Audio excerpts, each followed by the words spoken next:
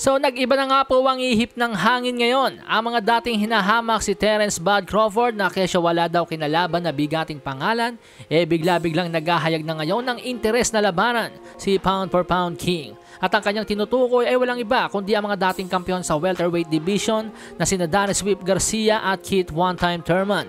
Barat ni Crawford sa kanyang social media, My, how the tables have turned.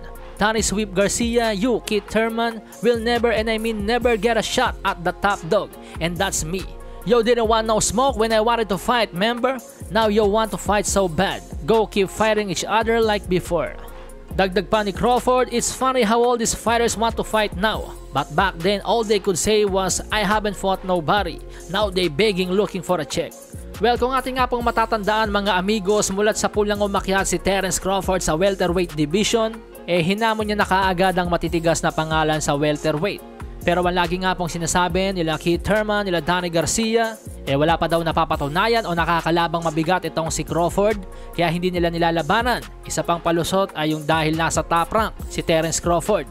Kung ating nga pong matatandaan, may pagkakataon pang pinresyohan ni Keith Thurman ng kanyang sarili ng $10 million para lang pumalag kay Terence Crawford. Samantalang $2.5 million nga lang yung ibinayad kay Keith Thurman nung labanan niya si Manny Pacquiao, ayon sa Bleacher Report. Pero sa ngayon nga po, para mga asong nagtatahulan sila Danny "Sweep" Garcia at Keith Thurman na panay pa interview at binabanggit ang pangalan ni Crawford na gusto nilang labanan. Pero ipinagdiinan na nga po ngayon ni Terence Crawford na kailanman ay hindi niya nabibigyan ng title shot itong sina Danny "Sweep" Garcia at Keith Thurman. Samantala sa iba pang balita mga amigos, nangangamoy Edwin Lagranada de los Santos na po ang makakalaban ni Shakur Stevenson dahil heto po ang latest tweet ni Shakur. This fighter got more heart than the rest of them, and truthfully speaking, I believe he is a better fighter than the who got cold feet and pulled out. But look, you press up on me, I will answer the phone call. I don't duck no smoke. Let's get to it. At minention nga po ang pangalang Edwin Lagranada.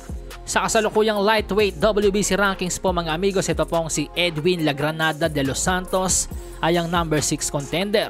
Ito po yung boksingerong sumilat kay El Rayo Valenzuela.